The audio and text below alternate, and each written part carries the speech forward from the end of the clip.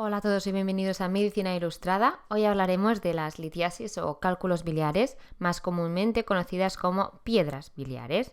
Podría parecer que son muy infrecuentes, pero no es así. Son muy frecuentes y sobre todo en los países occidentales, y su formación se incrementa a partir de los 50 años. Su frecuencia en Estados Unidos es de entre el 8 y el 16%, siendo mayor en mujeres que en hombres. Vamos a partir del conocimiento previo. Litiasis biliar tendrá que ver con la bilis. Recordad que hay vídeos que ya hablan de ello, pero para hacer un mega resumen, si cogemos una gota de bilis, básicamente tendremos sales biliares, fosfolípidos, bilirrubina y colesterol. Recordemos que la bilis vesicular, la de la vesícula, estaba mucho más concentrada que la bilis hepática, que tenía un 80% de agua. Sabemos que las sales biliares provienen del colesterol, lo veis en la chuleta. Pero si todo el colesterol que hubiera se transformara a sales biliares, no consideraríamos al colesterol como un componente único independiente dentro de una gota de bilis vesicular. Así que hay una parte de colesterol que sirve para hacer ácidos y sales biliares y otra parte que no se conjugará y quedará en forma de colesterol.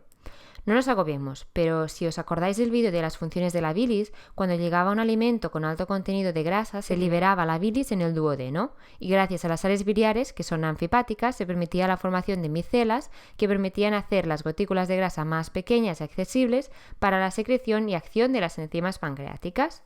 Vale, hasta aquí controlado.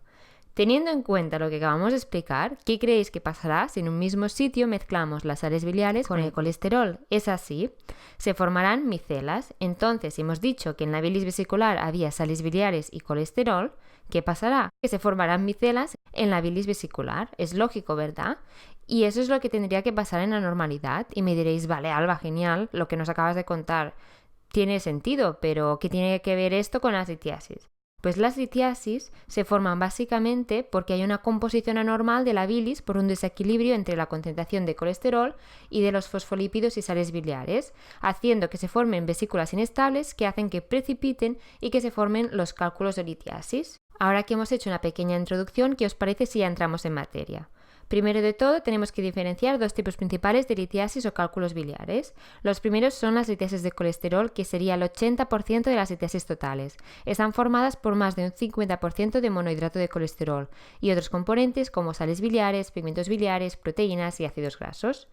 Las otras litiasis son las litiasis pigmentarias, que forman el 20% restante, con menos de un 20% de monohidrato de colesterol, y sobre todo están formadas por el bilirrubinato cálcico. Ahora que ya hemos introducido los dos tipos principales, vamos a entrar de lleno en cada uno, empezando por las litiasis o cálculos de colesterol. ¿A qué puede ser debido que haya cálculos de colesterol? Pues como hemos dicho antes, los cálculos se formaban por un desequilibrio de los componentes. Podemos tener una primera situación en la que el colesterol tiene los niveles normales, pero hay pocas sales biliares. Y por otro lado, puede ser que haya una concentración de sales biliares normales, pero que haya niveles de colesterol muy elevados. Como veis, en ambas situaciones hay mucho o poco de un componente, es decir, un desequilibrio. ¿Qué pasa si tenemos niveles de colesterol normales, pero hay una disminución de los ácidos biliares? El problema estará en que no habrá suficientes micelas y que el colesterol se acumulará formando cálculos. Fácil, ¿no? Y por lo contrario, si los ácidos o sales biliares están bien y el colesterol alto, otra vez no hay suficientes micelas y el colesterol precipitará. ¿Cómo se forman las litiasis de colesterol? El desequilibrio con la supersaturación de colesterol conlleva la nucleación o cristalización de colesterol, que está favorecida por factores promotores, como serían glicoproteínas mucosas y no mucosas, especialmente las inmunoglobulinas, e inhibida por apolipoproteínas o vesículas de lecitina, y la formación de microlitiasis, que serían los diferentes fragmentos nucleados de colesterol, y son la unión de estas microlitiasis las que formarán la litiasis tal y como la conocemos. De los dos mecanismos que hemos visto antes de desequilibrio, el mecanismo de colesterol es el factor más importante y por eso vamos a empezar por él. Vamos a empezar por la derecha. A ver, ¿a qué se puede deber que haya concentraciones más elevadas de colesterol en la bilis? Puede ser que haya un incremento de la secreción de colesterol en la bilis o un incremento de su síntesis por la HMG-CoA reductasa, que es el factor más importante. Pero también puede ser que haya patologías asociadas que incrementen la secreción de colesterol en la bilis, como obesidad, el síndrome metabólico, dietas ricas en colesterol o hipercalóricas y fibratos. ¿Y cuándo encontraremos niveles bajos de sales biliares? Cuando haya una disminución de su síntesis debido, por ejemplo, a hormonas sexuales femeninas o fibratos, O por otro lado, cuando haya una pérdida intestinal excesiva de estos y no se realice una reabsorción enteropática, por ejemplo, debido a una resección o enfermedades de Lilion.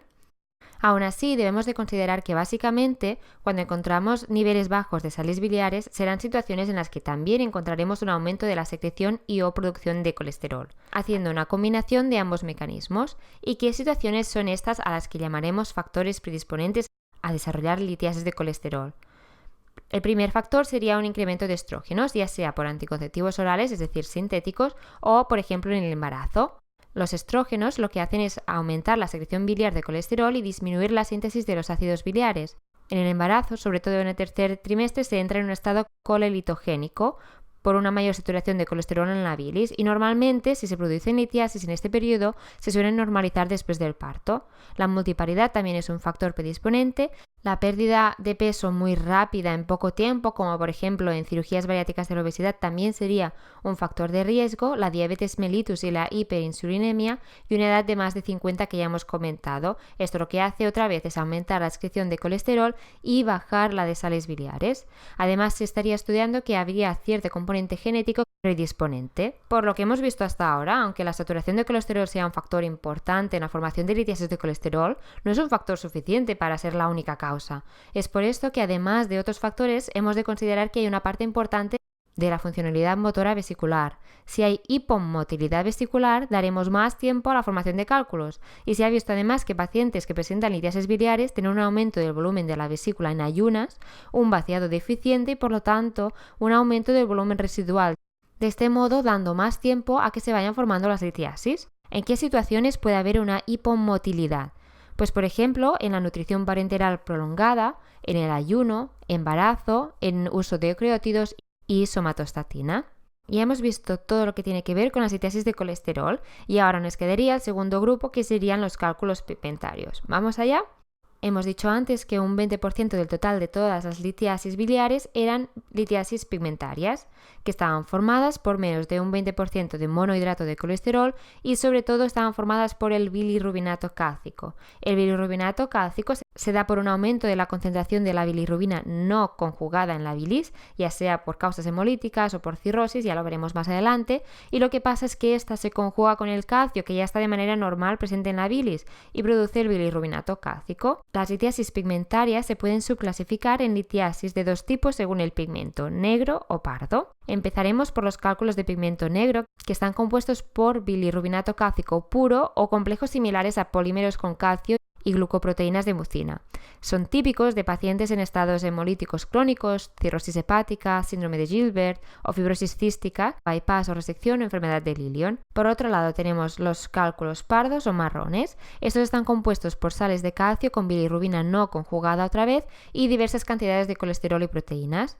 Están muy relacionados con las infecciones porque lo que hace una infección es estimular una enzima que es la beta-glucuronidasa, que permite la desconjugación de la bilirrubina, favoreciendo por lo tanto la formación de bilirrubinato cálcico porque aumenta la concentración de bilirrubina no conjugada. Otra situación en la que podemos encontrar cálculos pardos sería en estasis biliar, que se da por ejemplo en anomalías del esfínter de Oddi o en la enfermedad de Caroli.